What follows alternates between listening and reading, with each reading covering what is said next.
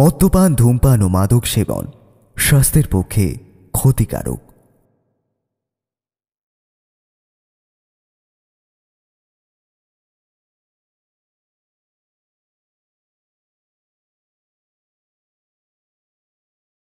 হঠাৎ সন্ধেতে আপনাদের জানাই স্বাগত।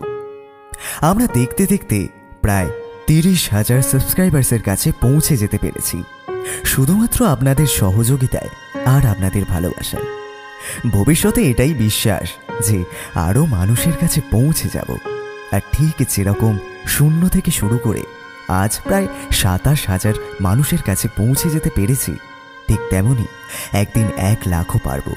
তাই বলছি, শুধু শুনলেই হবে না, সাবস্ক্রাইব করে নোটিফিকেশন অন করে রাখুন আর শুনতে থাকুন হঠাৎ সন্ধে, সঙ্গে থাকুন। আর হ্যাঁ, একটা কথা, আপনার একটি কমেন্ট অনেক মূল্যবান, তাই বলছি নিজের মতামত জানাতে ভুলবেন না যেন। গল্প শুরু হওয়ার আগে একটি বিশেষ ঘোষণা।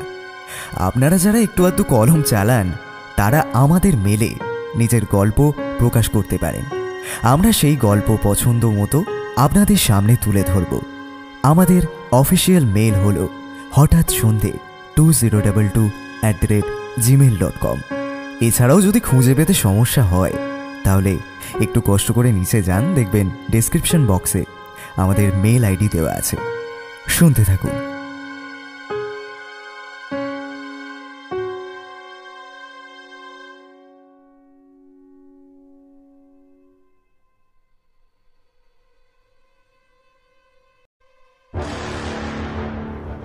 তারানাথ তান্ত্রিক লোকমুখে জনপ্রিয় এই নামের সৃষ্টি হয় 1940 সালে বিভূতিভূষণ বন্দ্যোপাধ্যায়ের হাত ধরে। তবে তিনি এই চরিত্রটি সমন্বিত 2টি ছোট গল্প লিখেছিলেন এবং এই গল্প দুটির মাধ্যমে তারানাথের তান্ত্রিক জীবনের সূচনা হয়। বিভূতিভূষণের মৃত্যুর পরে তার পুত্র তারাদাস বন্দ্যোপাধ্যায় স্মৃতির গহীন থেকে তুলে আনেন তারানাথকে। তার লিখনের রূপ পায় বাংলার সংস্কৃতির শিকড়ে থেকে যাওয়া এক অজানা ভুবন। তারানাথ চরিত্রটি বিপুল জনপ্রিয়তা পেতে শুরু করে।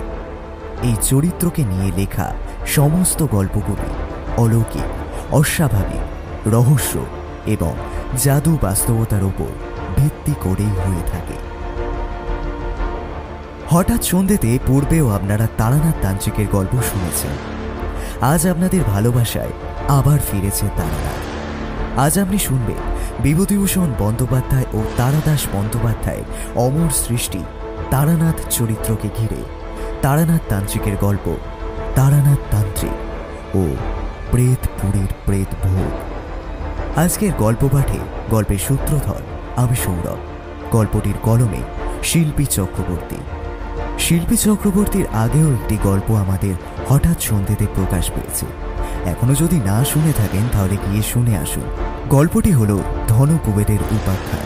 শুনতে থাকুন আজকের গল্প তারানাথ তান্ত্রিক ও প্রেতপুরীর প্রেত ভোগ।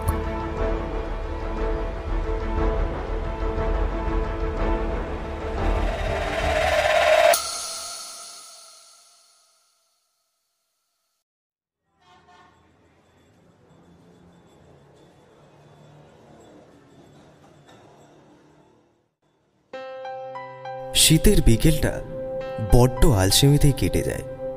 দুপুর গড়াতে না গড়াতেই সূর্য আড়াল হয়ে যায় দূরে, শুধু আলোটুকু রয়ে যায়। মেসের বাইরের রোয়াকে বসে আড্ডা দিচ্ছিলাম আমার বয়সী রমেনের সাথে। অপেক্ষা করছিলাম কতক্ষণে কিশোরী আসে। সকালে বাজারে দেখা হয়েছিল তার সাথে, আজ একসাথে একটু আড্ডা দেবে বলেছিল। তাই কিশোরীর দেখা না পেয়ে এখানে বসে গল্প করছি। বার দুয়েক হাত ঘড়ির দিকে তাকিয়ে দেখলাম বেলা 4:30 বাজে। কিশোরীর আসার সময় হয়ে এসেছে। আমায় উসকুস করতে দেখে রমেন বলল, কে কোথাও যাবা নাকি? হ্যাঁ, কিশোরীকে তো চেনই, তারই আসার কথা। এলে এলে ওই জ্যোতিষীটার কাছে গিয়া দুটো গপ্প শুনে আসবা। হ্যাঁ, সেরকমই তো বললো সকালে। তবে এই শীতের বিকেলে কোথাও বেরোতে ইচ্ছা করে না গো। মনে হয় চুপটি করে কম্বল মুড়ি দিয়ে বসে থাকি আর সুরুত সুরুত কইরা চা পান করি, কি তাই তো? রমেনের কথায় আমরা দুজনেই হেসে উঠি। কি দুজনের মধ্যে এত হাসির কথা উঠছে শুনি? আমাকেও বলো একটু। এত কথা যে তোমরা নিজেদের মধ্যে আলোচনা করো, আমাকে আর বলোই না, বলে ফেলো দেখি তো। খেয়াল করিনি কখন কিশোরী এসে দাঁড়িয়েছে আমাদের সামনে। কি আর হবে, এই তোমার ভাবনার মুন্ডুপাত করছিলাম। এই শীতের বিকেলে না আরাম করে বসে চলো তারানাথের বাড়ি। শেষের কথাগুলো আমি কিশোরীকে খানিক নকল করেই বললাম। কিশোরী সেই কথার কোনো উত্তর করল না বটে, কিন্তু বিষয়টা তার খানিক খারাপ লেগেছে সেই সন্দেহ নেই। আমি আমতা আমতা করে বললাম, চলো তাহলে যাওয়া যাক। এসে যখন গেছোই তখন আর দেরি করে কি লাভ? তুমি যেতে চাইলে আমাদের সাথে যেতে পারো। রমেন, তুমি যাবে নাকি? না, থাক থাক, হিল্লেগা আমি চাইয়া কি করুম? আমি বরং অন্যদিন যাবো। আজ তোমারই গল্প শুনে এসো, পরে আমারে সেই গল্পটা নয় শোনাইবা। অগত্যা রওনা হলাম। ভালোই হয়েছে একদিকে, কিশোরী কথাটায় রাগ করেছে মনে হয়। সে ঠাউরাচ্ছি, হঠাৎ কিশোরী বলে, তোমার তো দেখছি রমেনের সাথে গল্পতে বেশ মজে উঠেছে। আজ তো কোনো তোমার তারানাথের কাছে যাওয়ার কোনো ইচ্ছেই নেই। ভুলেই তো গেছো যে তারানাথ বলে কেউ আছে, কোনো আগ্রহই তো দেখতে পাচ্ছি না। আরে চটো কেন, মানে আজ তো বেশ শীত শীত ভাব। এই দিনে ঘরে কম্বল মুড়ি দিয়ে বসে থাকা কি ভালো নয়? এই লেখক যাত্রা না বড্ড কুড়ে। না না না, ওসব কিছু দরকার নেই। আজ বাস বা ট্রাম কিছুতেই যাব না, আজ যাব শুধু হেঁটে। সেই টাকায় বরং কিছু গরম গরম তেলে ভাজা খেয়ে নেব, কি বলো বিভূতি? আরও বিভিন্ন কথা বলতে বলতে চলে এলাম মডলেনে। মোড়ের মাথায় চপ তেলে ভাজার দোকানে বেশ ভিড়। চায়ের দোকানগুলোর বেঞ্চি প্রায় ভর্তি। চায়ের কাপের ধোঁয়া উঠছে সেদিক থেকে। দাঁড়িয়ে দাঁড়িয়ে এইসবই দেখছি। কিশোরী হাত নেড়ে বলল, আরে চলো চলো, ফুলুরি নেওয়া হয়ে গেছে, এবার নয় হাঁটা দিই। এসে দাঁড়ালাম তারানাথের বাড়ির সামনে। বাড়ির সামনের জবা গাছটা প্রায় যেন শুকিয়ে গেছে। অল্প অল্প কুঁড়ি দেখা যাচ্ছে। জবা ফুল সারা বছর হলেও এই শীতের দিকে খুব একটা পাওয়া যায় না। গিয়ে কড়া নাড়তেই তারানাথ ধীর পায়ে এসে দরজা খুলে দিল। দেখে যা বুঝলাম, ভদ্রলোক এই শীতে বেশ বুড়িয়ে গেছে। দাঁড়িয়ে কেন? আমরা ভেতরে গিয়ে ঢুকলাম। এই ছোট ঘরটা যেন বাইরের পরিবেশ থেকে সম্পূর্ণ আলাদা বলে মনে হলো। এক অদ্ভুত অন্যরকম উষ্ণতা বিরাজ করছে। ধূপের সুগন্ধ এক আলাদা মাদকতা সৃষ্টি করেছে। আমরা চাটাইয়ের ওপর কম্বল পেতে বসলাম। বসো তোমরা, আমি বরং চারিকে গিয়ে বলি একটু মুড়ি মেখে নিয়ে আসতে। আহা, অত ব্যস্ত হচ্ছেন কেন? সে হবে না হয় পরে। তেলে ভাজা ঠান্ডা হলে তার স্বাদ পাবে না। তার উপর আজ তোমার বন্ধুর বেশ শীত শীত লাগছে। খানিক পরে তারানাথ আমাদের জন্য বেশ খানিকটা মুড়ি নিয়ে এলো। সেটা নিচে নামিয়ে রেখে তক্তপোষের ওপর কম্বল মুড়ি দিয়ে বসল তারানাথ। এরপর বলতে শুরু করলেন, সত্যি কিশোরী, তোমার বন্ধু আজ ভুল কিছু বলেনি। আজকে বেশ ভালোই শীত আছে। এমন দিনে বাইরে না বেরিয়ে কম্বল মুড়ি দিয়ে ঘুমিয়ে পড়াই আমি শ্রেয় বলে মনে করি। কিশোরী জিজ্ঞাসা করল, আচ্ছা ঠাকুরমশাই, আপনাদের ছোটবেলায় কিরকম শীত পড়তো বলুন তো? দেখো, তখনকার দিনে শীত কাটানোর মতো এত কম্বল তোষক ছিল না। ছিল ওই মা ঠাকুমাদের বোনা কাঁথা। তাতে শীত যে খুব একটা আটকাতো তাও নয়। তবে সেই শীতেও ছোটবেলায় নদীর জলে স্নান করা বন্ধ করিনি। তারপর ধরো নতুন খেজুরের গুড় পাটালি, পিঠে পুলি, এইসব তো আলাদাই স্বাদ ছিল। এখন তো সব কিছুতেই ভেজাল মেশানো হচ্ছে। দিনে দিনে এর পরিমাণও বাড়বে। একটা সময় গিয়ে আসল বস্তু স্বাদই ভুলে যাবে মানুষ। আরও বেশ খানিক্ষণ চলল ওই শীত নিয়ে কথা। তারানাথ আর কিশোরীর বাক্যালাপের মধ্যে আমি কিছুই বলিনি। নিশ্চিন্তে মুড়ি মাখা মুখে পুড়ে গরম তেলে ভাজাতে কামড় বসাচ্ছিলাম। কিশোরী হঠাৎ বলে উঠল, আচ্ছা ঠাকুরমশাই, আজ এই শীতের দিনে একটা জম্পেশ গল্প বলুন না, যাতে এই শীতেও ভয়তে ঘাম বেরিয়ে যায়। আরে আপনার তো দিনের পর দিন এত অভিজ্ঞতাগুলো জড়ো করেন আপনি, তার মধ্যে এত এত গল্প শোনান। কি যে বলি, আজ ঠান্ডার দিনে একটা জমজমাট শুনিয়ে দিন। তারানাথ এবার চটে উঠল। আরে আমায় কি তোমরা কতক ঠাকুর পেয়েছো নাকি? হ্যাঁ, যেমন যা গল্প চাইবে তাই পাবে। তাছাড়া বিশ্বাস যখন করো না তখন শুনেই বা কি লাভ বাবু? মনে মনে প্রমাদ করলাম। কিশোরীকে একটা চিমটি কেটে থামতে বললাম। স্বল্প আঘাত পেয়ে সে ঘুরে তাকালো আমার দিকে। তার মুখে মৃদু আহ শব্দ শুনে তারানাথ কিছু বলতে যাবে, তার আগে আমি বললাম, আসলে আপনার জীবনে তো অনেক অভিজ্ঞতা, তেমনই একটা হাড় হিম করা কাহিনী শুনতে চাইছে কিশোরী, সেটা বুঝলেন না ঠাকুরমশাই? এরপর কিশোরীকে উদ্দেশ্য করে বললাম, কি ভাই, তাই তো? হ্যাঁ, আসলে আপনার বিভূতির মতন গুছিয়ে তো ঠিকঠাক বলতে পারি না, তাই একটু আর কি গোলমাল হয়ে যায় মাঝে মাঝে, মাফ করবেন। আমি কিশোরীকে ফিসফিস করে বললাম, তোমার কোনোদিনও কাণ্ড জ্ঞান হবে না, একটু বুঝে শুনে কথা বলতে পারো না? আমি সাধারণত ভয় পাই না, কারণ অনেক ভয়ঙ্কর স্থানে থাকার অভিজ্ঞতা আমার রয়েছে। তবে হ্যাঁ, একবার চোখের সামনে একটা জীবন্ত মানুষের মৃত্যু দেখে বুকটা কিছুটা হলেও কেঁপে উঠেছিল। বুঝলে, পাপ ছাড়ে না তার বাপকে, অন্যায় করলে তাকে শাস্তি পেতেই হবে, তাই সে যেই হোক না কেন। এই যে বচনটা আছে, পাপ ছাড়ে না তার বাপকে, এই কথাটা কি হিসেবে সূচনা আমি সেটা জানি না, তবে এটুকু জানি একবার সূর্যদেব কিছু একটা অন্যায় করেছিলেন আর তার পুত্র শনি তাকে শাস্তি দিয়েছিলেন। সূর্যদেবের দুই স্ত্রী, প্রথমা স্ত্রীর পুত্র হলেন ধর্মরাজ যম ও কন্যা যমুনা, দ্বিতীয় স্ত্রীর পুত্র শনিদেব। আর আমাদের এই শাস্ত্র মতে যম হলেন ধর্মরাজ আর শনি হলেন কর্মফল দাতা, অর্থাৎ আমাদের ন্যায় অন্যায় পাপ পুণ্যের বিচার তিনিই করেন। একবার কিছু একটা অন্যায় করে বসেন সূর্যদেব নিজেই। পুত্র শনি নিজের দায়িত্ব পালন করার জন্য নিজের পিতাকেও তিনি দণ্ড দেন। কর্মফলদাতা শনির তেজে তখন সূর্যদেবের হাতে কোনো সমস্যা হয়, তারপরে আবার সেটা ঠিকও হয়ে যায়। যাই হোক, এই হলো গল্প, আমার ঠিক মনেও নেই এই গল্প। আরে না ঠাকুরমশাই, তত্ত্ব কথা শুনতে ভাল লাগছে না, তার চেয়ে বরং একটা আপনার জীবনের অভিজ্ঞতার কথা শোনান, কি বলো কিশোরী? তারানাথের ঘরের ঈষৎ উষ্ণ আবহাওয়াতেও তখন আমাদের চোখটা লেগে এসেছিল। বললাম, হ্যাঁ ঠাকুরমশাই, বলুন। বেশ খানিকক্ষণ থম মেরে বসে রইল তারানাথ, তারপর বলতে শুরু করলো। তখন আমি সবেই কলকাতায় এসে বসবাস শুরু করেছি। রোজগারপাতি তেমন না হলেও দিন চলে যাচ্ছিল বেশ ভালোভাবে। কিছু একটা কারণবশত সেদিন গঙ্গা স্নান করতে গেছিলাম।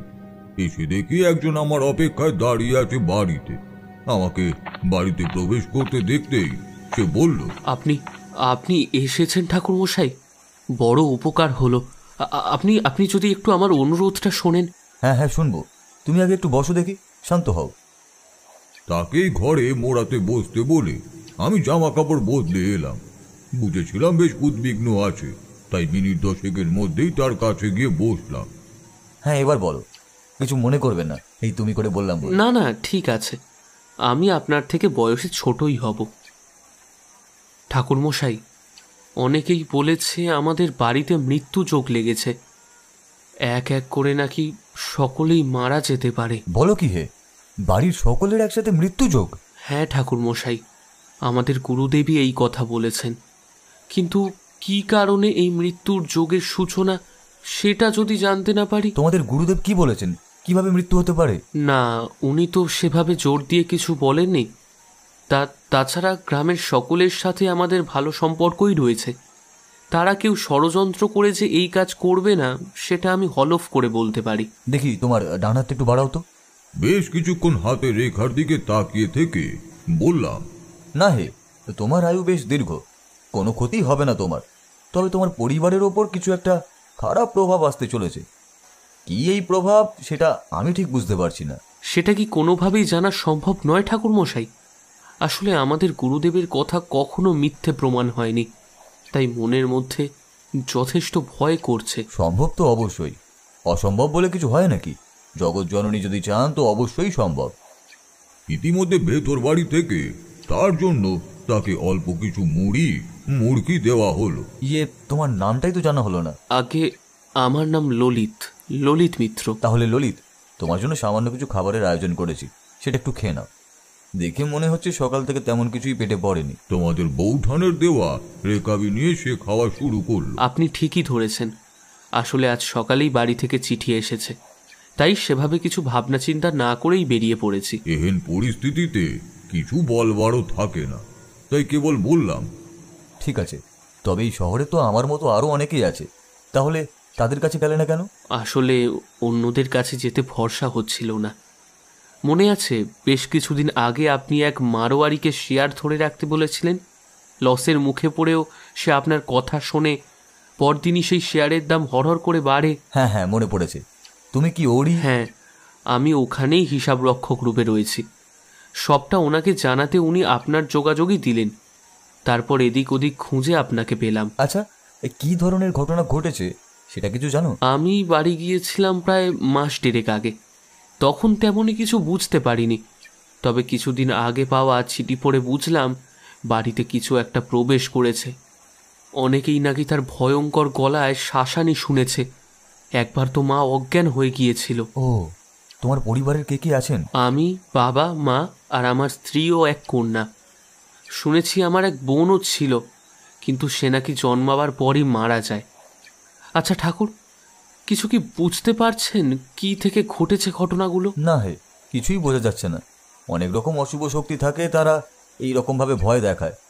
তবে তারা তো আর এমনি এমনি কিছু করে না।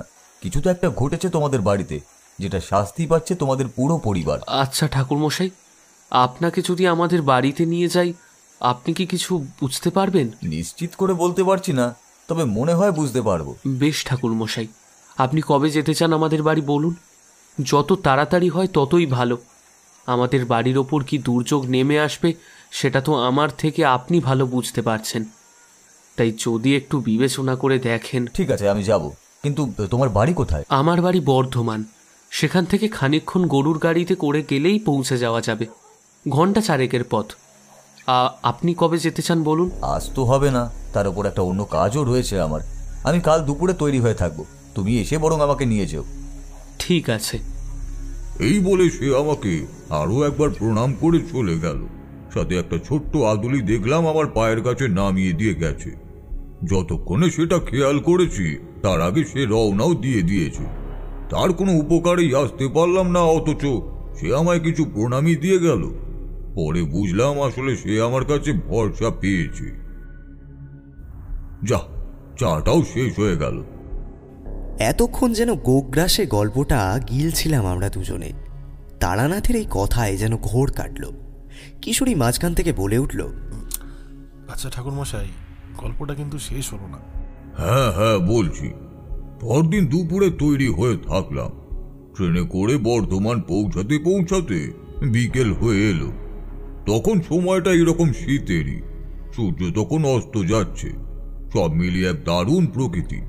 স্টেশনে নেমে একটা মিষ্টির দোকান থেকে বেশ খানিকটা সীতাভোগ আর মিহিদানা আর ল্যাংচা খেলাম। সত্যি দারুণ স্বাদ ছিল হে। তার বাড়ির জন্য কিছুটা নিয়ে আমরা রওনা হলাম। মন্থর গতিতে গরুর গাড়িতে করে যাওয়ার জন্য বাইরের পরিবেশটা দেখতে দেখতে যেতে পারছিলাম। প্রায় 1 ঘন্টা পর নামলাম তার বাড়ির সামনে।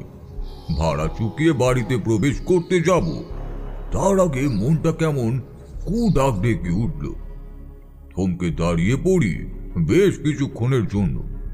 এদিক ওদিক তাকাচ্ছি দেখে আমাকে ললিত বলল, আসুন আসুন ঠাকুরমশাই, ভেতরে আসুন।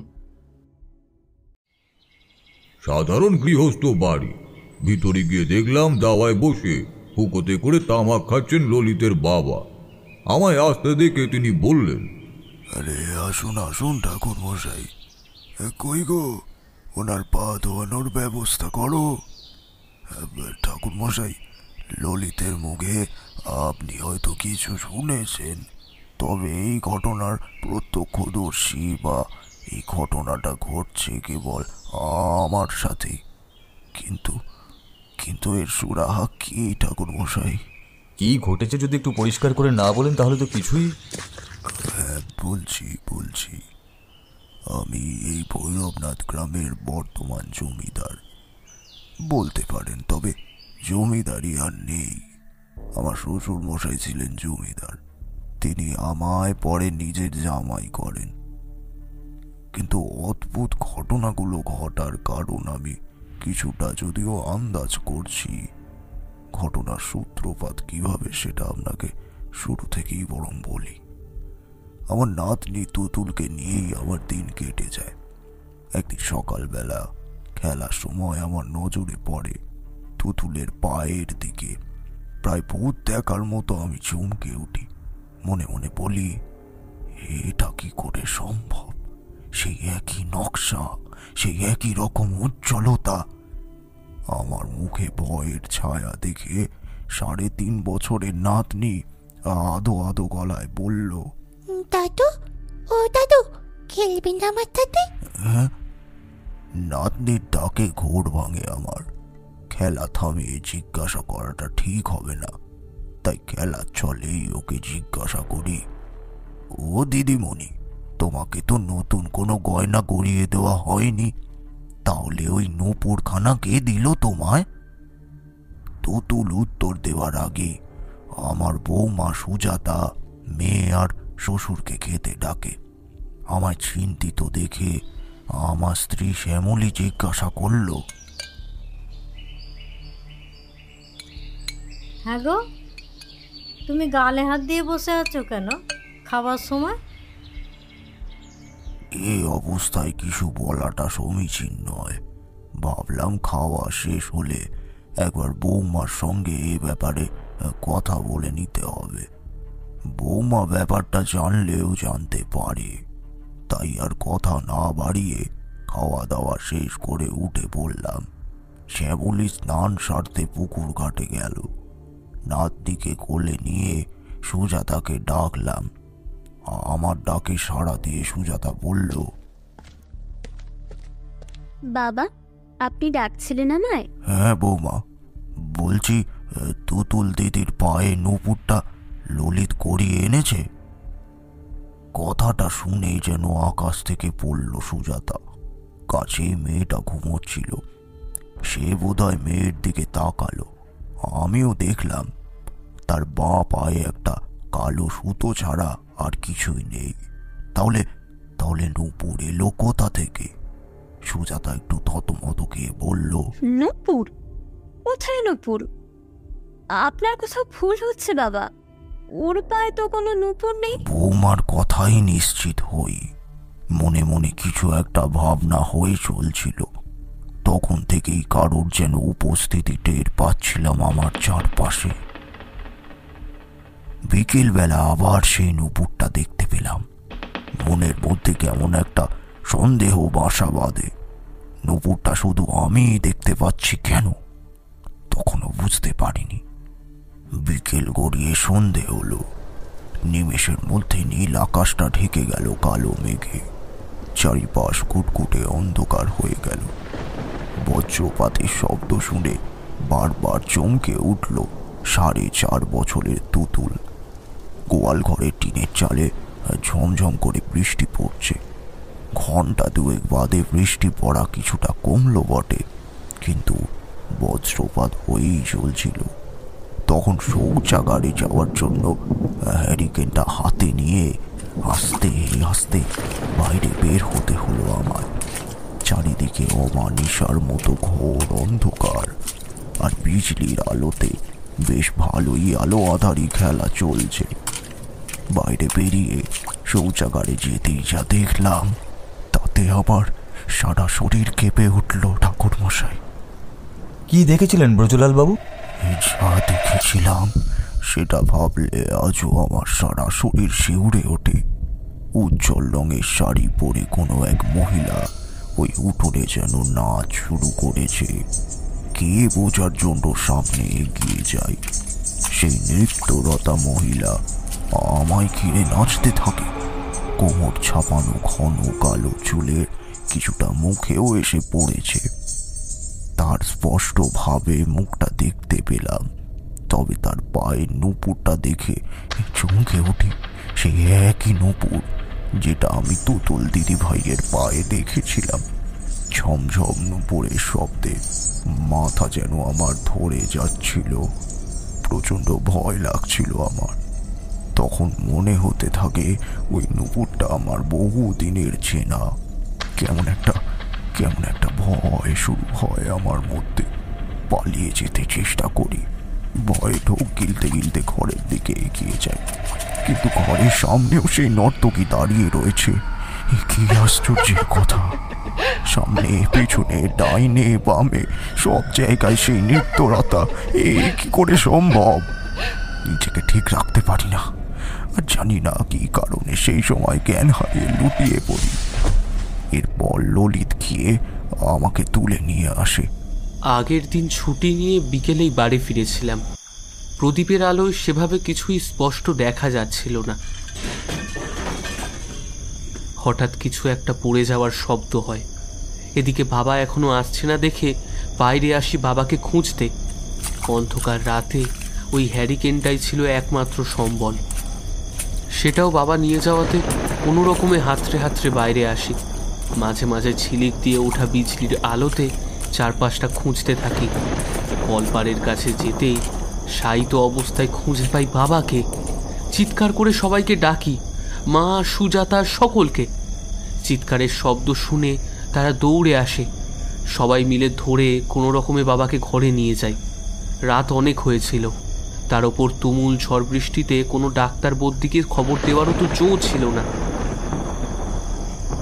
তাই কিছুটা সর্ষের তেল গরম করে তার হাতে পায়ে মালিশ করা হয়। আমি বাবা বাবা বলে বেশ কয়েকবার ডাকলেও কোনো রকমের সারা শব্দ পায়নি, কিন্তু কিছুতেই কোনো লাভ হয় না।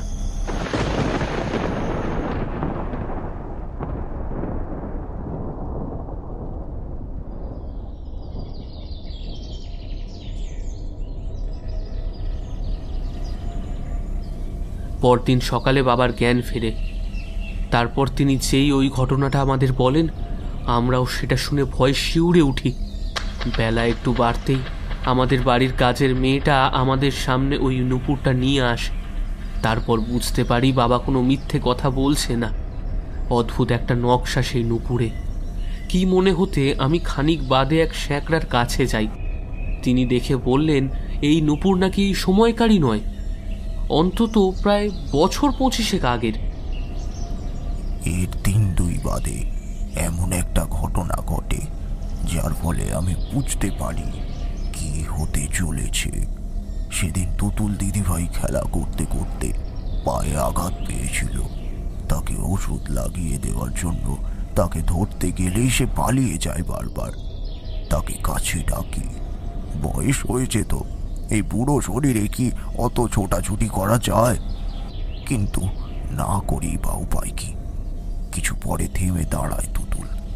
আমিও হাফ ছেড়ে বাঁচি, কিন্তু চোখ তুলে তাকাতেই দেখি মুহূর্তের মধ্যে ওইটুকু বাচ্চা মেয়েটা ভয়ঙ্কর এক নারী মূর্তিতে পরিণত হয়েছে।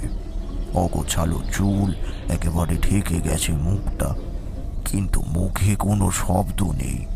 ওর বিকট হাসির শব্দে এই চারপাশটা কেমন কেঁপে কেঁপে উঠছে। রাস্তার ধারে থাকা গাছগুলো থেকে পাখিরা উড়ে যেতে থাকে। চারপাশে শুধু অন্ধকার আর অন্ধকার। আমার নাতনির রূপ নিয়ে কোন অশরীরী আমাকে ডেকে এনেছে, কিন্তু কে এই অশরীরী? কেনই বা সে শুধু আমায় দেখা দিচ্ছে? কিছুটা সাহস সঞ্চয় করে বলে উঠি, তুমি তুমি কে? কেন আমার পিছনে পড়ে রয়েছো? কি চাই তোমার?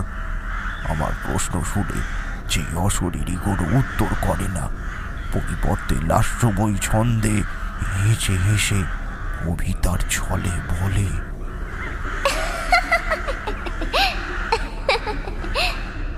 তোমাতে মুগ্ধ হয়ে দিয়েছি হৃদয়ে স্থান, তাই তো তোমায় ভালোবেসে দিয়েছি মন প্রাণ। তারপর নিমেষেই অদৃশ্য হয়ে যায় সেই অশরীরী। ধীরে ধীরে মনে পড়তে থাকে এই লাইনগুলো। কাব্যাংশটা আমারই যে রচনা সেটা বুঝতে পারি। কোনো এক সময় কাউকে উদ্দেশ্য করে বলেছিলাম কথাগুলো, কিন্তু যাকে বলেছিলাম সে সেই কবে মারা গেছে। তাহলে এই কবিতাটা কিভাবে? পায়ের নিচ থেকে মাটি সরে যায় আমার। এরপর আমি আমার গুরুদেবের কাছে যাই, কিন্তু উনি বলেন এর কোনো সুরাহা উনি করতে পারবেন না। ওই অশরীরীর রোষে শেষ হয়ে যাবে আমার এই পরিবার। আমায় তিলে তিলে মৃত্যু যন্ত্রণা দিয়ে সে শেষ করবে। কেন কেন কেন এই ঘটনাটা আমায় কেবল আমার সাথেই ঘটছে? কিন্তু কেন? ললিতের বাবা ভয় জড়ানো কণ্ঠে বললেন, ও ছাড়বে না আমায়। আমার করা অন্যায়ের শাস্তি আমাকে পেতেই হবে। ও ছাড়বে না, ও ছাড়বে না, আমাকে ছাড়বে না। আমার পুরো পরিবার আমাকে মেরে ফেলবে। ও এই বলে বেশ খানিকক্ষণ থেমে রইলেন ব্রজবাবু। উনি নিশ্চয়ই বুঝতে পারছেন সেই অশরীরীটি ওর শরীরে, কিন্তু এই মুহূর্তে তিনি সে কথা প্রকাশে অনিচ্ছুক বলেই মনে হলো। আমিও নতুন করে প্রশ্ন করিনি।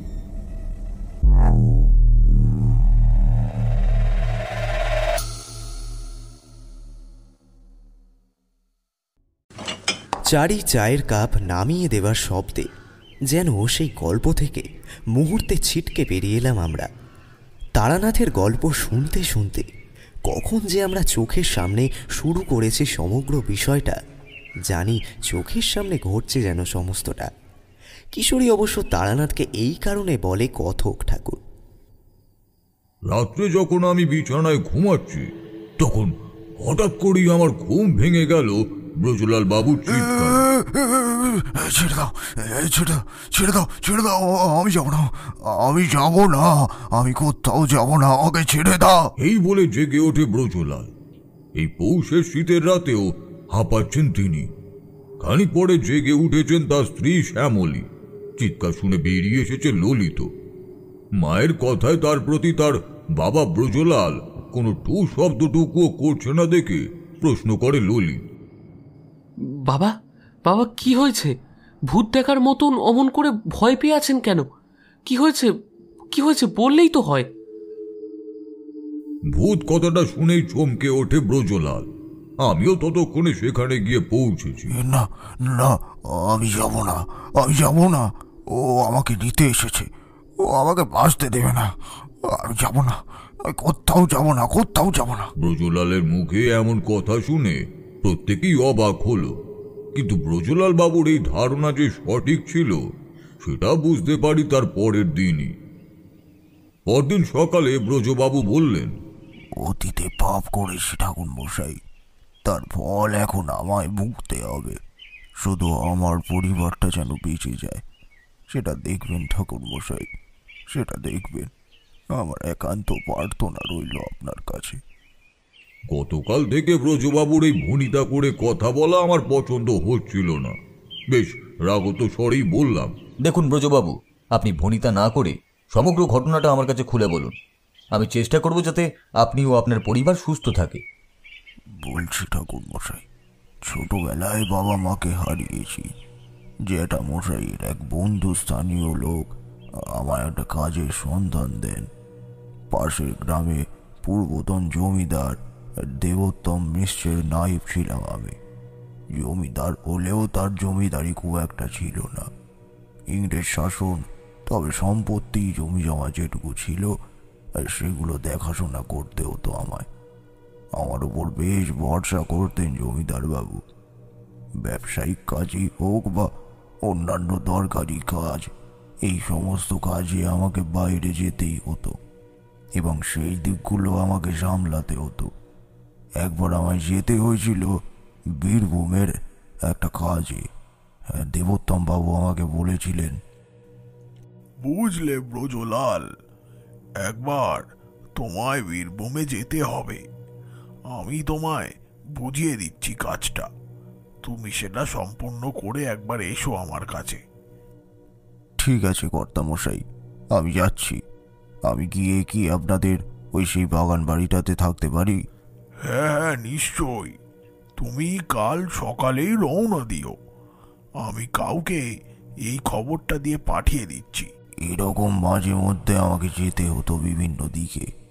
সেবারে সেই রকমই বীরভূমে যাই, তাই না করার কোনো ভাবনা আসেনি। কিন্তু সেদিন যদি না বলে দিতাম তাহলে আজ আর আমাকে এই দিনটা দেখতে হতো না। এই বলে দীর্ঘশ্বাস ছাড়লেন বৃদ্ধ ব্রজলাল। ব্রজলাল বাবু, আপনি যদি পুরোটা খুলে না বলেন আমি কিন্তু কোনো সহায়তাই করতে পারবো না। আর একটা কথা পরিষ্কার বলে রাখি, আপনি যদি কোনো অন্যায় করে থাকেন তবে আমি কিন্তু আপনাকে কোনো সহায়তাই করতে পারবো না। না না ঠাকুর মশাই, না না, আমার বাবা কোনো অন্যায় করেননি। তিনি কখনো কোনো অন্যায় করতেই পারেন না। দেখো ললিত, মায়ায় আটকে থেকো না। তবে ছেলে হিসেবে তোমার দুর্বলতা থাকা স্বাভাবিক, কিন্তু তোমার বাবা যদি অন্যায় করে থাকেন তার শাস্তি তাকে পেতেই হবে। না না না ঠাকুর মশাই, আমি আমি কোনো অন্যায় করিনি। ঘটনাটা আমার যৌবনকালের। আবেগের বশবর্তী হয়ে তখন বেশ কিছু খারাপ ঘটনা ঘটিয়ে ফেলেছি। এতদিন বিষয়টা আমার পরিবারের কাছে গোপন করে রাখলেও এখন আর সেটা গোপন রাখার প্রশ্নই ওঠে না। খানিকটা যেন স্বগতোক্তির মতো করে বলে উঠলেন ব্রজলাল বাবু। এরপর ধীরে ধীরে বললেন, তখন আমার বয়স কম। সেই বাড়ির তত্ত্বাবধানকারী বিশ্বম্বর বাবুর যত্ন আত্মীতে যেন রাজকীয় হালে ছিলাম। আমাকে ওখানে যেতে দেখে বিশ্বম্বর বাবু বললেন, আসুন কর্তা, কেমন আছেন আপনি? আমি ভালো আছি, আপনারা কেমন আছেন? ওই কোন রকমে চলে যাইতেছে। তারপর আপনি হঠাৎ যে এখানে এলেন, কোনো জরুরি কাম কাজ ছিল নাকি? হ্যাঁ ছিল, তাতে তোমার কি? যেটুকু বলবো সেটুকু করবে, অতিরিক্ত কিছু শুনতে চাই না আমি। মালিক পক্ষ রূপে তখন আমি নিজেকেই মালিক বলে মনে করতাম। না আসলে কর্তা, আপনার দেখভালের জন্য আপনার যদি কোনো কিছু গন্ডগোল হয়, কোনো সমস্যা হয়, সেই জন্যই জিগাইতেছি। ও আচ্ছা আচ্ছা, হ্যাঁ আমাকে প্রায় দিন চারেক থাকতে হবে, সেই অনুযায়ী ব্যবস্থা করো। বেশ কয়েকদিন থাকতে থাকতে ওখানকারই রমা নামের এক স্থানীয় মেয়ের সঙ্গে আমার আলাপ হয়। পরে জানতে পারি সেই বাড়ির যিনি দেখাশোনা করতেন ওই বিশ্বম্ভর বাবু, মেয়েটি তারই মেয়ে। একদিন তার বাবার অনুপস্থিতিতে সে আমায় খাবার দিতে এসেছিল। আমি তখন ঘরে হিসেব নিকেশ করছিলাম, তাই সে ঘরে এলেও তার পায়ের শব্দ আমি শুনতে পাইনি। হঠাৎ তার কথায় শব্দে মুখ তুলে তাকালাম। দাদাবাবু, খাবারটা দিয়ে গেলাম, বাবা তাড়াতাড়ি খেয়ে নিতে বলেছেন। আচ্ছা ঠিক আছে, তুমি কে? আগে আমি বিশ্বম্ভর বাবুর মেয়ে। আজ বাবা নেই, তাই শোনো, একটু বাদে এসে পারলে এই ঘরটা গোছগাছ করে দিও তো। এর পরের দিনই কাজ শেষ হয়ে যাওয়াতে আমি বর্ধমানে চলে আসি। আসার পর বারবার মনে পড়ছিল মেয়েটার কথা। মেয়েটাকে প্রথম দেখাতেই আমার বেশ ভালো লেগেছিল। ভেবেছিলাম ওকেই বিয়ে করে পরের জীবনটা কাটিয়ে দেব, কিন্তু ভাগ্যকে আমার জন্য এমন একটা পরিস্থিতি তৈরি করবে কে জানতো। প্রতিদিন সকালে সেরেস্তার কাজ থাকতো। দিন কয়েক আমার সেখানে যেতে দেরি হচ্ছিল। সেদিন বেশ খানিকটা দেরিতে পৌঁছেছিলাম। জমিদার দেবোত্তম বাবুকে আমি কাকা মশাই বলে ডাকতাম। হিসেবের কাজ মিটে যাওয়ার পর উনি আমায় ডেকে পাঠান। যাওয়ার পর উনি বলেন, বীরভূমের কাজটা খুব সুন্দরভাবে সম্পূর্ণ হয়েছে। তুমি বড়ই দায়িত্বশীল মানুষ, আমার গর্ব হয় তোমার উপর। আর শোনো ব্রজ, আমি বলেছিলাম এবার তুমি একটা বিয়ে করে ফেলো। এইভাবে একা একা আর কতদিন চলবে? তোমার বাবা মা গত হয়েছেন অনেক দিন হলো, আর বয়সও তো তোমার বেড়েই চলেছে। হ্যাঁ কাকা মশাই, কিন্তু আমার মতো এক অনাথকে কে বিয়ে করবে বলুন তো? তার উপর সেখানে সারা দিন কাজ নিয়ে ব্যস্ত থাকতে হয়, সেখানে স্ত্রীকেও তো সময় দিতে হবে। সে না হয় বুঝলাম তুমি অনাথ, কিন্তু তোমার সেই জ্যাঠামশাই আছেন, আমি আছি। আমিও তো তোমায় একরকম অভিভাবক, কি তাই না? হ্যাঁ কাকাবাবু, আপনি যা ভালো বোঝেন। এরপর কেটে যায় বেশ কিছুদিন। আমি মনে মনে কখন যে মেয়েটাকে ভালোবেসে ফেলেছিলাম জানতেও পারিনি। মাঝে মাঝেই ছুটি নিয়ে চলে যেতাম বীরভূমের সেই বাড়িতে। নানান ছুতোয় ওর সঙ্গে আমি দেখা করতাম। আমার আর রমার বয়সের পার্থক্য অনেকটা ছিল, তাই আমাকে রমা বজ্র দাদা বলে ডাকত। ধীরে ধীরে ও আমাকে পছন্দ করতে শুরু করে। আমি ওকে জানাই যে আমি ওকে পছন্দ করি। এই ঠিক 3-2 বাদেই গান্ধর্ব মতে আমাদের বিবাহ সম্পন্ন হয়।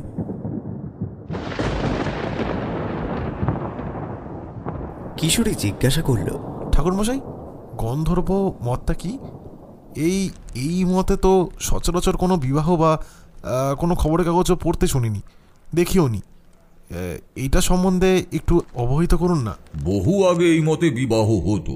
বিশেষ করে কোনো রাজ্যের রাজা বা রাজপুত্ররা অন্য রাজ্যের রাজকন্যার সাথে প্রণয়নের সম্পর্কে আবদ্ধ হয়ে এইভাবেই বিবাহ করতেন। এই মতে বিবাহের ক্ষেত্রে কোনো পুরোহিত প্রয়োজন নেই, না প্রয়োজন কোনো সাংস্কৃতিক আচার অনুষ্ঠানের, প্রয়োজন নেই কোনো আত্মীয় স্বজনেরও। খোলা প্রান্তরে বা বদ্ধ গৃহে পাত্রপাত্রীর একে অপরের প্রতি সমর্পণ করাই হল গান্ধর্ব মতে বিবাহ। প্রাচীন হিন্দু সাহিত্যের আপস্তম্ভ গৃহসূত্র অনুসারে গান্ধর্ব বিবাহ হল এক প্রকার বিবাহ যেখানে মহিলা তার নিজের স্বামী বেছে নেন। তারা নিজেদের ইচ্ছে মতো একে অপরের সাথে দেখা করে একসাথে বসবাসে সম্মতি দেয় এবং তাদের সম্পর্কটি আবেগের জন্মের মধ্যে দিয়ে পরিপূর্ণ হয়। আমি পুনরায় প্রশ্ন করি, আচ্ছা ঠাকুরমশাই, এই বিবাহ কি উত্তম, না যেখানে সংস্কৃতির আজ অনুষ্ঠান নেই, আত্মীয় স্বজন নেই, সেভাবে বিয়ে কিভাবে? এই প্রশ্নটি প্রথমে আমারও মনে জেগেছিল, তবে পরবর্তীতে আমার গুরুদেব এই বিবাহ সম্বন্ধে আমায় সম্পূর্ণরূপে অবহিত করেন। শোনো তবে বলি, এটি হলো সর্বোত্তম প্রকারের বিবাহ, কারণ এটি প্রেম এবং স্বাধীন ইচ্ছার উপর ভিত্তি করে হয়। স্বয়ং নারদ বলেছিলেন, ব্রাহ্মণ সহ সকলের জন্যই গান্ধর্ব বিবাহ সর্বোত্তম। আচ্ছা ঠাকুরমশাই, আমাদের হিন্দু ধর্মের যে সর্বপ্রাচীন গ্রন্থ বেদ, বেদে এই বিবাহের উল্লেখ আছে? বেদে মোট 8টি বিবাহের উল্লেখ রয়েছে, তবে এগুলো এই পৃথিবীর সব ধর্মগ্রন্থ অনুমোদিত না। বিবাহগুলি হল ব্রাহ্ম বিবাহ, দৈব বিবাহ, অর্শ বিবাহ, প্রজাপত্য বিবাহ, গন্ধর্ব বিবাহ, অসুর বিবাহ, পৈশাচ বিবাহ। শেষেরটি অর্থাৎ পিশাচ বিবাহ সমাজ দ্বারা স্বীকৃত না, কারণ পিশাচ বিবাহে কন্যাপক্ষের লোকেদের আহত বা তাদের বাসস্থান আক্রমণ করে রোদনরত কন্যাকে জোরপূর্বক তুলে নিয়ে গিয়ে অন্যত্র বিবাহ করার নিয়ম। কিশোরী যে মাঝে মাঝে ভুল বকে এবং তাতে তারানাথ রুষ্ট হয় জানতাম, কিন্তু এটাও জানি কিশোরী অত্যন্ত গল্প পাগল মানুষ। সে গল্পের মাঝে তারানাথকে খাবার নিয়ে এমন হঠাৎ প্রশ্ন করবে আমি বুঝতে পারিনি। আচ্ছা ঠাকুরমশাই, আপনি তো প্রত্যেকবারই খাবারের কথা বলেন, তা এবারে বলছেন না কেন? দেখো, এটা নিশ্চয়ই বুঝতে পেরেছ তার অবস্থা বেশ ভালো, সচ্ছল। আর তাছাড়া তোমরা আজ শুধু আমার কাছে ভয়ঙ্কর একটা ঘটনা শুনতে চাও। সেখানে খাবারের প্রসঙ্গ তুলে সেই ভয়ঙ্কর গল্প খাবারের গল্পতে পরিণত করতে চাই না। খাবারের দিক থেকে কোনো ত্রুটি হয়নি, আর আমিও বেশ তৃপ্তি করেই খেয়েছিলাম। দুপুরের খাবারের শেষে ব্রজলাল বাবু পুনরায় বলেছিলেন যে এরপর দেবোত্তম বাবু মানে জমিদার মশাই ব্রজলালের বিবাহ ঠিক করেন তার ছোট মেয়ের সাথে। দেবোত্তম বাবুর মুখের ওপর তখন না বলতে পারেননি ব্রজলাল, প্রায় নীরব সম্মতি প্রদান করেছিলেন। যদি রমা নামের মেয়েটির কথা জমিদার বাবুকে ব্রজলাল বলতো, তবে উনি ব্রজলালের চরিত্র নিয়ে প্রশ্ন তুলতেন এবং হয়তো সেখানের কাজ থেকেও বহিষ্কার করে দিতেন।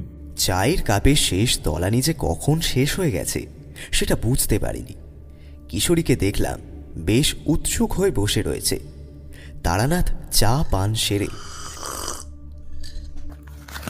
সিগারেটের প্যাকেট থেকে একটা সিগারেট বের করে তাতে অগ্নি সংযোগ করল। বেশ খানিকটা ধোঁয়া ছেড়ে বলল, এর পরের ঘটনাগুলো সংক্ষেপে বলার চেষ্টা করছি, নইলে কিশোরীর মনে হবে লোকটা ভয়ের গল্প বলে কি পারিবারিক ঘটনা শুরু করলো। কিশোরী তারানাথের কথায় এক প্রকার নীরব সম্মতি প্রদান করল। আমার দিকে আর চোখে তাকিয়ে এই পরিবারের ঘটনার চক্করে আসল গল্প যেন হারিয়ে না যায়, সেটাই আমাদের মূল লক্ষ্য। হ্যাঁ, তা কি বলছিলাম জানো, ব্রজলাল বাবুর নিজের কথাগুলো বলছিলাম, তাই তো? তবে উনি যখন বলছিলেন তখন তার কথার মধ্যে যুক্তিসঙ্গত ব্যাখ্যা থাকলেও মনে হচ্ছিল কোথাও যেন কিছু একটা চেপে যাচ্ছেন উনি। কিছু মানুষ দেখবে মৃত্যুর আগেও বদলায় না, মরণকাল পর্যন্ত একই রকমই থাকেন। ব্রজলাল বাবু ঠিক ওই একই রকমই। ব্রজলাল বাবু জমিদারের কন্যাকে বিবাহ করলেও রমার সাথে তার মেলামেশা ক্রমশ বাড়তে থাকে, চলতে থাকে উপহারের পরিমাণ। কোনো একদিন ঘনিষ্ঠ মুহূর্তে গর্ভাধান হয় রমার। মাস 2 পরে উনি যখন পুনরায় বীরভূমে যান তখন রমা ব্রজলালকে জানায় যে ও গর্ভবতী। গোপনে বিবাহ সম্পূর্ণ সেই বিবাহে সামাজিক স্বীকৃতি ছিল না, তাই রমা ব্রজলালকে বিবাহ করার জন্য প্রস্তাব দেয়। কোন রকমে তাকে বুঝিয়ে সেবার ফিরেছিল ব্রজলাল। এরপর ব্রজলাল তাকে বিবাহ না করলেও মাসিক খরচ পাঠাতো। কিছুদিন পর ব্রজলাল খবর পান রমা আত্মহত্যা করেছে তার সদ্যজাত সন্তানকে নিয়ে। এটুকুই বললেন ব্রজলাল। আমার যা বোঝার তা বোঝা হয়ে গিয়েছিল, তাই আমি বিকেলের দিকে ললিতকে আড়ালে ডেকে বললাম, দেখো ললিত, যেটুকু শুনলাম তাতে বোঝা গেল তোমাদের বাড়ির উপর যে ক্ষতিকর প্রভাব আসতে চলেছে তা আসবেই।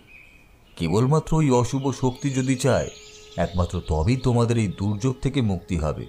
কিন্তু ঠাকুরমশাই, আপনি যে বলেছিলেন আমার দীর্ঘ আয়ু, পরিবারের বাকিদেরও হঠাৎ মৃত্যুর কোনো কারণ নেই। হ্যাঁ বলেছিলাম ঠিকই, কিন্তু কখনো কখনো ভাগ্যের সাথে জীবন মেলে না। তোমাদের গুরুদেবের ভবিষ্যৎবাণী বোধ হয় সত্যিই হবে। কিছুই কি উপায় নেই? যদি কোনো হোম যজ্ঞ বা পূজা পাঠের মাধ্যমে? দেখো ললিত, আমি তোমাকে মিথ্যে আশ্বাস দিতে চাই না। হোম যজ্ঞ বা শান্তি সস্তায়ন করে এই দুর্যোগের মোকাবিলা সম্ভবপর নয়। ওই যে বললাম, যে অশরীরীর কালো ছায়া পড়েছে তোমাদের এই বাড়ির উপর, একমাত্র সে চাইলে তোমরা এই দুর্যোগ থেকে বাঁচতে পারবে। তুমি পারলে তোমাদের সেই গুরুদেবের সঙ্গে একবার আমার দেখা করিয়ে দাও। আমি ওনার সাথে কিছু পরামর্শ করতে চাই। বেশ, তাই হবে। ওনার বাড়ি খুব একটা দূরে নয় এখান থেকে। আমি আপনাকে নিয়ে যাচ্ছি। যাত্রাপথেই আমি ললিতকে জিজ্ঞাসা করি, আচ্ছা ললিত, কিছুদিনের মধ্যে কি তোমরা বীরভূমে গিয়েছিলে?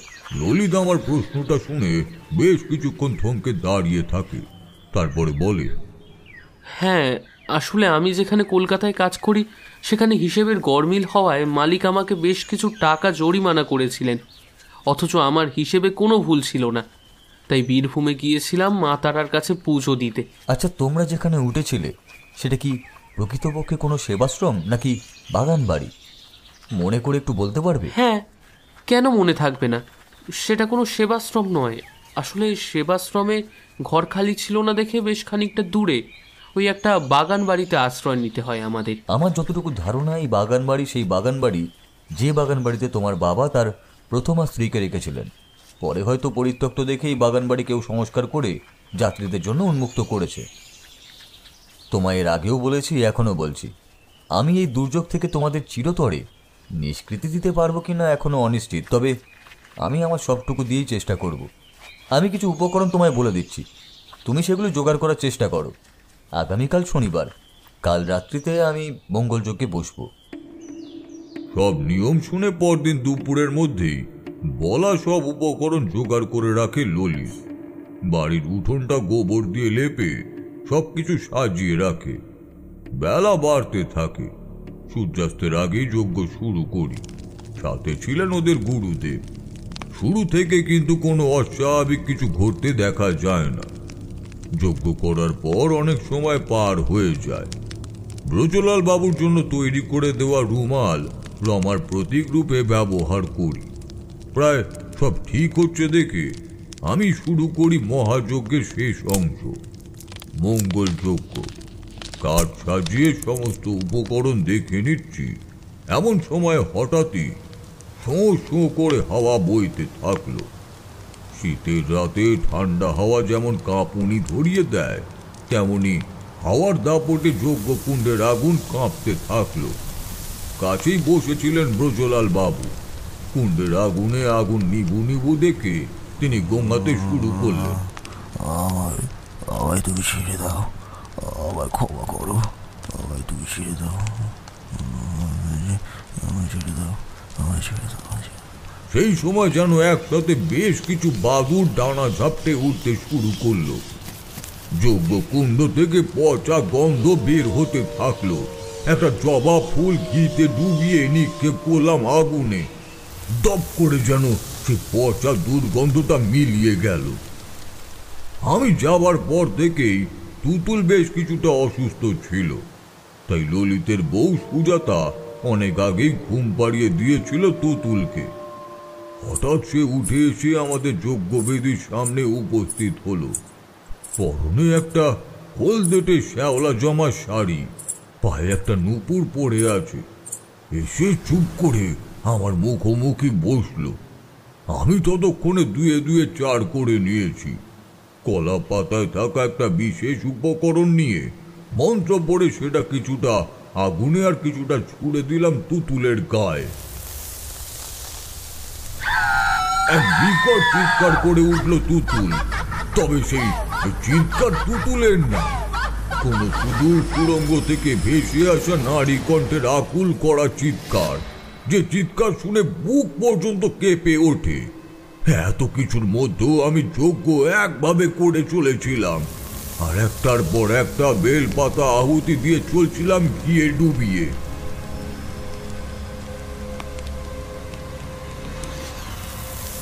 ত্রম্বকং যজামহে সুগন্ধি পুষ্টিবর্ধনম উর্বারুকমিম বন্ধনান মৃতর্মুক্তি মহৎমৃতাৎ। দীর্ঘ 28টা বেল পাতা আহুতি দেওয়ার পর পুনরায় শুরু হলো দুর্যোগ। মাটির ওপর ঘন বালি আর গোবর দিয়ে লেপা যজ্ঞবেদীর যেন সিক্ত হতে থাকে জলে স্পর্শ পেয়ে। একটা সময় সম্পূর্ণভাবে নিজ যায় যজ্ঞের আগুন। সেই আগুনের ধোঁয়া একটা শরীরের অবয়ব নিতে শুরু করে। শুধু আমি না, বাড়ির সকলেই দেখতে পায় রমাকে। সে যেন হেঁটে চলেছে ব্রজলালের দিকে। পায়ের নুপুরের ঝমঝম শব্দ হচ্ছে, আর সেই শব্দে যেন তটস্থ হয়ে গেছে ব্রজলাল। হঠাৎই সে পাগলের মতো নৃত্য শুরু করে রমা। নাচতে নাচতে চুলগুলো এলোমেলো হয়ে পুরো মুখটা ঢেকে যায়, আর পায়ের নুপুর জোড়াও ছিটকে পড়ে যায়। এ দৃশ্য দেখে হাড় হিম হয়ে যায় বাড়ির সকলের। নাচতে নাচতে বিকট শব্দে হেসে ওঠে রমা। সেই হাসির শব্দে বেশ ভয় পায় বাড়ির সকলে। তারা চিৎকার করে ওঠে,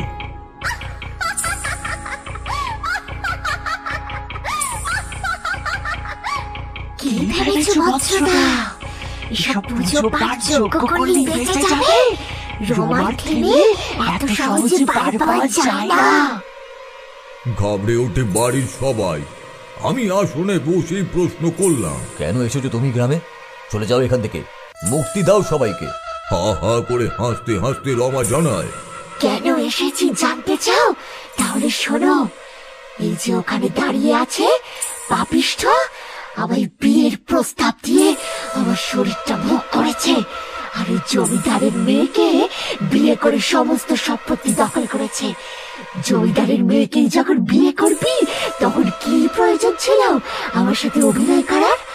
যখন আমি সব জেনে জমিদারকে জানিয়ে দেবার হুমকি দিই, তখন আমাকে গলা টিপে শেষ করে দিয়েছিল। শুধু আমাকে না, আমার গর্ভের সন্তান পৃথিবীর আলো দেখার আগেই ওকে হত্যা করেছে ওই খুনি। ওকে ভালোবেসে কি আমি খুব বড় অন্যায় করেছি যে আমাদের দুজনকে প্রাণ হারাতে হলো? ওকে ওই পাপের শাস্তি দেওয়ার জন্যই আমি ফিরে এসেছি। আমি সন্দেহ করেছিলাম, দেখলে তো ললিত, বলেছিলাম না আমার কিছুই করার নেই। হ্যাঁ, আজ কেউ বাধা দিতে পারবে না। তোমার সামনে এক এক করে শেষ করব তোমার পুরো পরিবারকে। সব থেকে আগে শেষ করব তোমার প্রাণের নাতনিকে। শেষের কথাটা শুনে আমার পুরো শরীরে বিদ্যুৎ খেলে গেল।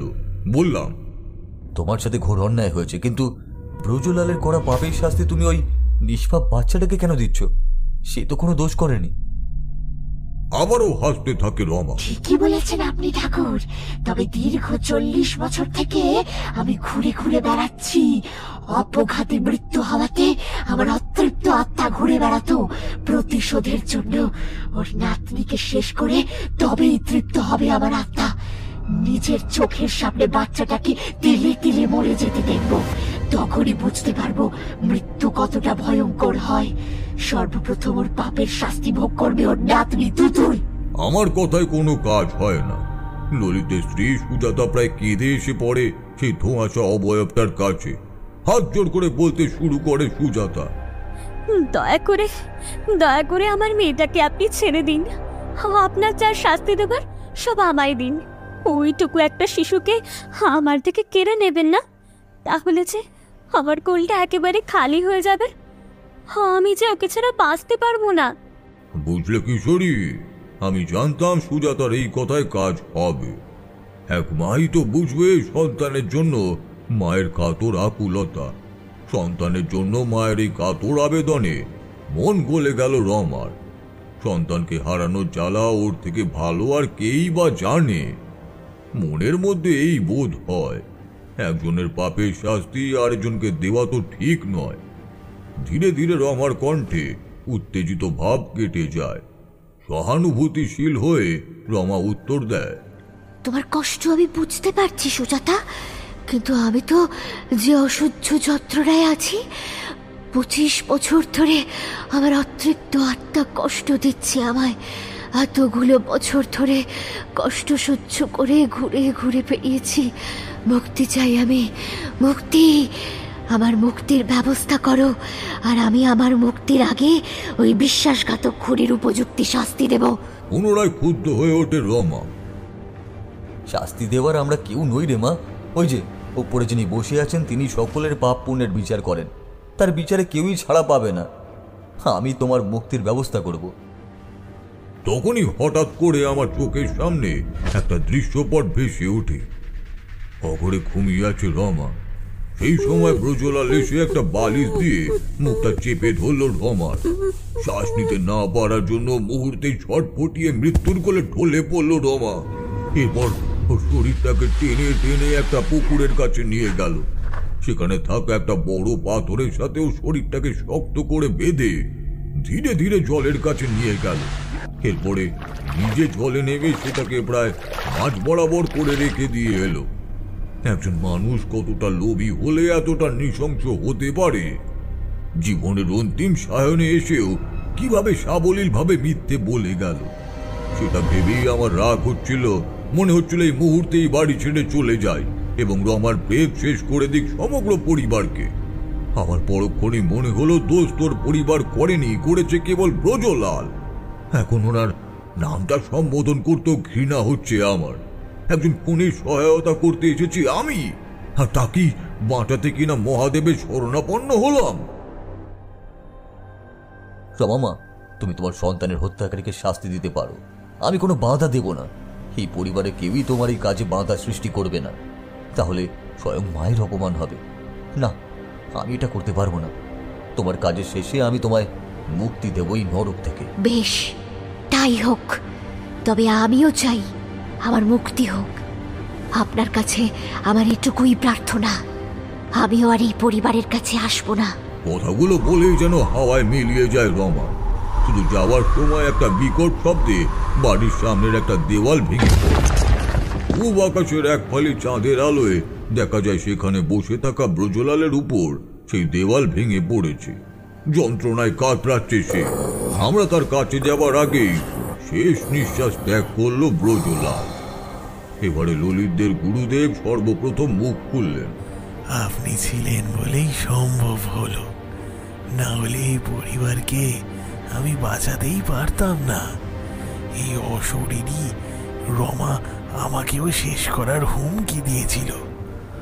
শুধু আপনার ভরসায় রক্ষা পেল এই পরিবার। আমি কিছুই করিনি ভট্টাচার্য ঠাকুর, যা করার আমাদের সুজাতা মাই করেছেন। মাতৃত্বের অধিকার বিশ্বের সবচেয়ে বড় অধিকার। সেই অধিকারের সামনে স্বয়ং ত্রিদেব মাথা নোয়াতে বাধ্য হন। রমা তো সেখানে সামান্যই। তাই এই পরিবারকে যদি সত্যি কেউ বাঁচিয়ে থাকে তবে সেটা সুজাতা। পরদিন ব্রজলালের অন্ত্যেষ্টিক্রিয়া শেষে সকলে মিলে রওনা দিলাম।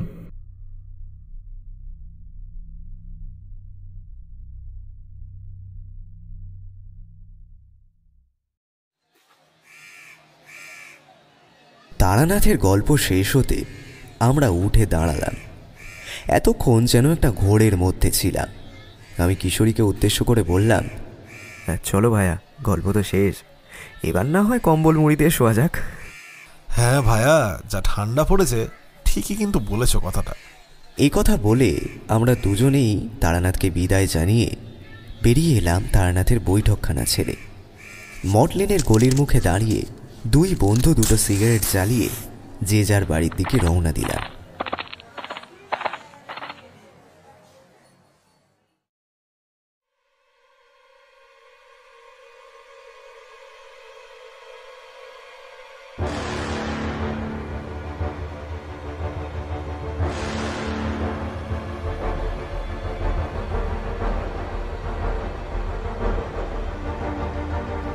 হঠাৎ সন্ধ্যেতে আজ আপনি শুনছিলেন শিল্পী চক্রবর্তীর কলমে তারানাথ তান্ত্রিকের ফ্যান ফিকশন তারানাথ তান্ত্রিক ও প্রেত পুরীর প্রেতভোগ। তারানাথের চরিত্রে বুবাই, কিশোরীর চরিত্রে রনিক, ললিত মিত্রের চরিত্রে শুভম, অশরীরীর চরিত্রে অধ্যায়, অন্যান্য চরিত্রে কস্তুরী, রৌনিক। গল্প পাঠে গল্পের সূত্রধর ব্রজলালের চরিত্রে এবং শব্দগ্রহণ ও ধ্বনি পরিকল্পনায় আমি সৌরভ। Poster design Krishnendu. শেষ হলো আজকের নিবেদন। সঙ্গে থাকুন, আবারও এক রোমাঞ্চকর গল্প নিয়ে ফিরছে হঠাৎ সন্ধে।